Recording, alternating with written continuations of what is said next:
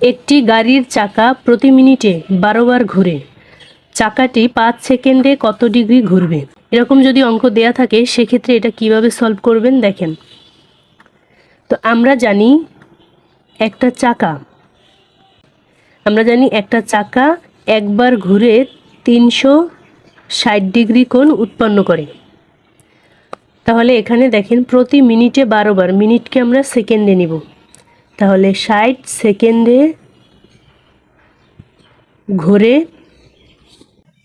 12 বার, 60 সেকেন্ডে ঘুরে 12 বার, 1 সেকেন্ডে ঘুরবে কম বার, কম হলে 12/60, 5 সেকেন্ডে ঘুরবে বেশি, 12 গুণ 5 60, তাহলে 5 একে 5, 5 12 60, 12 একে 12, তাহলে একবার। এর আগে আমরা দেখেছি একবার ঘুরলে কত ডিগ্রি কোণ উৎপন্ন হয়? 360 ডিগ্রি।